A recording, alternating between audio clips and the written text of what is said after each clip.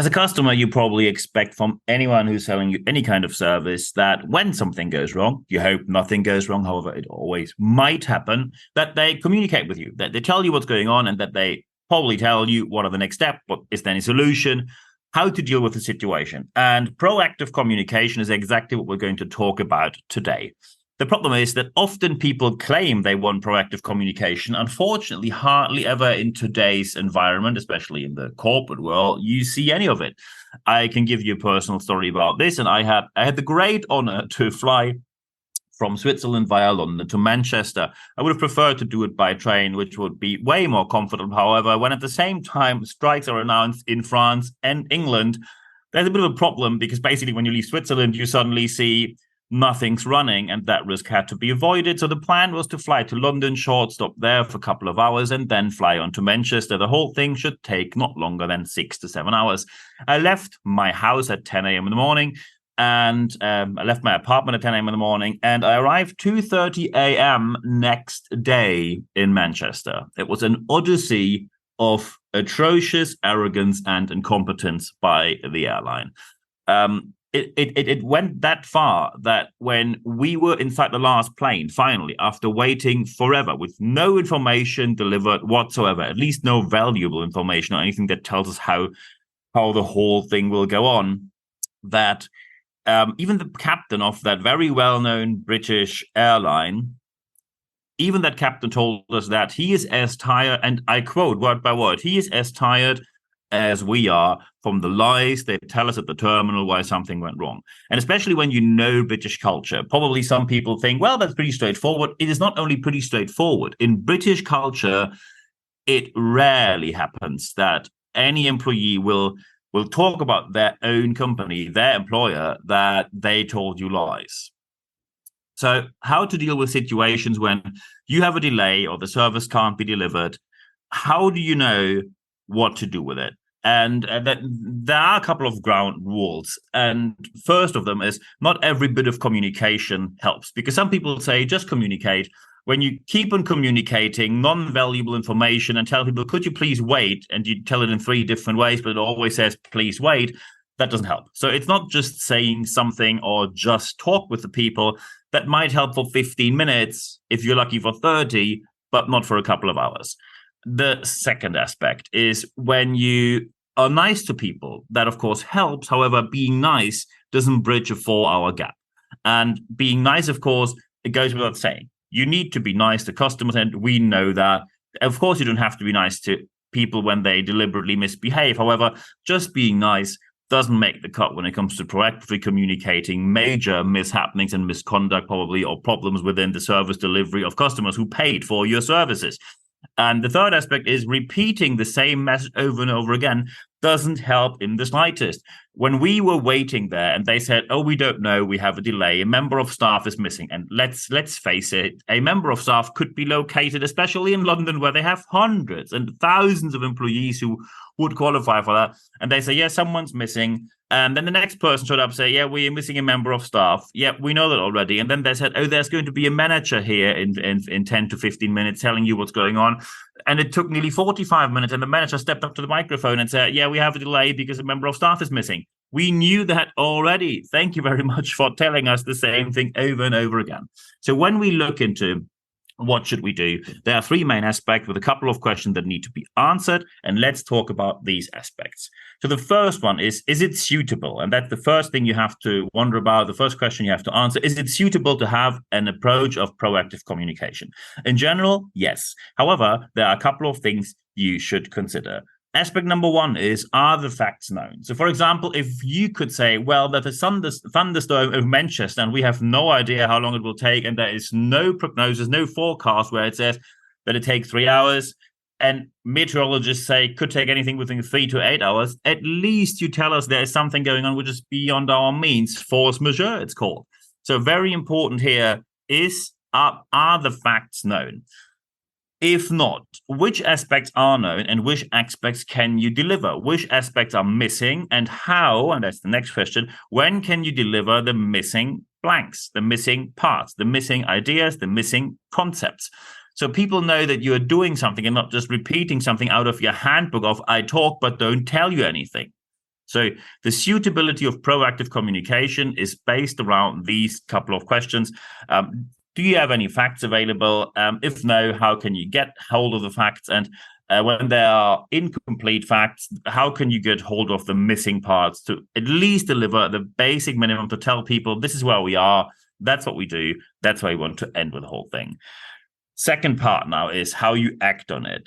First, and that's something which they did reasonably well in the beginning, but then didn't follow up. Is there anything that you could do to make the situation a bit more comfortable? So when we were waiting at the gate and it got more and more crowded, people got more and more angry, they at least opened the waiting queues. They also opened one of the side parts of the airport that people could sit down. We had more space. People just didn't get crammed up. That was nice. However, after an hour and a half waiting there, having more space, doing nothing with no food or drinks available doesn't really help. And as soon as you know there is something that you solve right now, you know that the clock is ticking now, and this solution probably will last for half an hour or an hour and a half. If you are in corporate communications, probably you can say this probably satisfies, and there's probably maybe a problem with deliveries. Then you can say this satisfies the customer probably for a day or a day and a half, and then you have to deliver on your promise. And when you do not know what to do next, you clearly need to give people a dedicated person to whom they can speak. If you do not have that person, and this is exactly what happened at the airport, you walk from one person to the other, and the answers you get is, oh, sorry, I'm from an external agency. That covered 75% of anyone being there. And by the way, even external agencies normally get at least a bit of information. However, even when you found people who work directly for that British airline company, then even they said, well, I don't know. No one informed me. I can't tell you anything. And of course, that's extremely frustrating. And when every single person tells you, I'm not responsible and I'm not accountable for any of this, you get the impression that no one actually cares. So who is the dedicated person that actually deals with the situation? And the third aspect now is when you say, okay, we have all these aspects in place, and now we want to prepare our company to be better in proactive communication. The technique of proactive communication must be mastered before the necessity to apply it hits you. So when you, for example, say, okay, so proactive communication, next time we're going to do it better, and the next time it happens, you then try to figure out how to do it. This is not enough. This is not a good approach, and I think many companies do exactly that. You can compare it to a certain situation. At the moment, you have two kinds of businesses. Some people say, oh, we will never get hacked. No one will hack us. We're not important enough. So we're not preparing for it because preparing for it is way too expensive. Other companies say it's just a matter of time until we get hacked. We need to be ready to answer any kind of customer and client demand in case that happens. So what do we do? And yes, these preparations are expensive. However, when you do it with professionals and then it happens, you can immediately solve the situation as quickly as possible. It might take a while, but it's way better than paying ransom to some hackers somewhere at the other end of the world by cryptocurrency, which by no means you can trace back. So, or at least not into any kind of legal situation where you get the money back. So you need to master the technique of proactive communication with professional training, coaching, whatever else you do. So people are trained before it happens. That's, by the way, the reason why airlines that charge a bit more, and I prefer to use them and do not fly by low-cost carriers as long as I can avoid them by any way, besides the fact that I prefer to travel by plane anyway.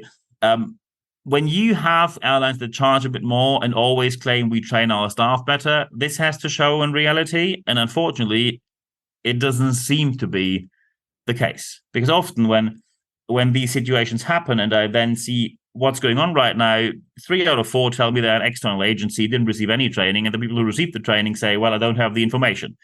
You can train in theory as often as you want. When you don't deliver on the promise in practice, it's your problem and it's your fault. So these scenarios have to be trained professionally. This happens during work hours, not outside work hours, and it is part of the job to train people professionally for exactly these situations. A core and crucial part of this is that you clearly define who is responsible and accountable for what aspects of the issue. Responsible means that people do a certain task. Accountable means that their head is the one that might be in danger when this goes wrong. And normally leaders of departments or anyone with accountability receive a bit more money. Bit more accountability always means you get something in return. However, it also means that when things happen, you need to be up to the expectation. You have to live up to the expectation. And it is now very important that you document what you do. And some companies are very good at that. It has to be, you need a document which says, okay, these people are responsible for this, these people are accountable for that. Why do you need to have it in writing? Because as soon as people know it's written down somewhere, it is more likely that you live up to the promise. Because otherwise, you will see, as soon as the problem or the issue arises and you don't do anything, afterwards people will look into the document and say, hey, that was your job, why didn't you do that? And that normally means problem. So document very well who is doing what in which scenario.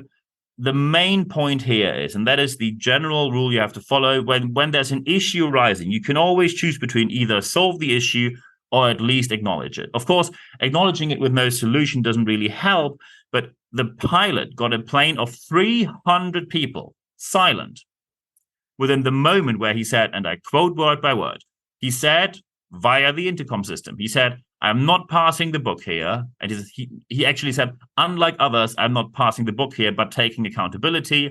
I am as tired as you are by the lies that tell us in a terminal when things go wrong that we have to hear day in, day out. And immediately 300 people thought, yes, exactly.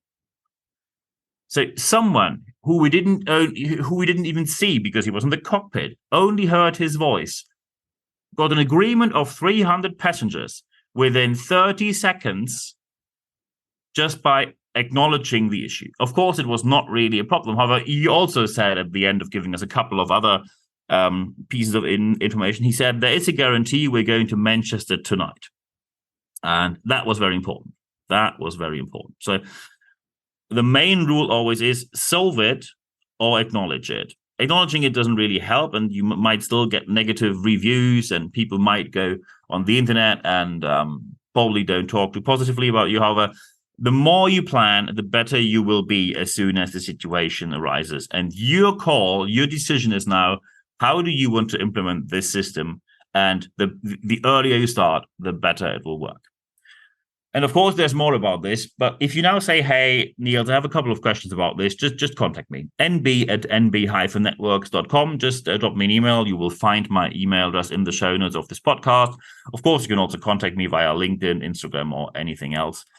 Just look in the show notes and drop me a line, and then we take it from there. And second aspect, which I always recommend, is register for the leadership letter, because we have live sessions where you can ask any question you like. And of course, some people say, I find articles by you, written by you, but there's a paywall. Yes, that's true. I publish articles, and often they are behind a paywall. That's how magazines make money.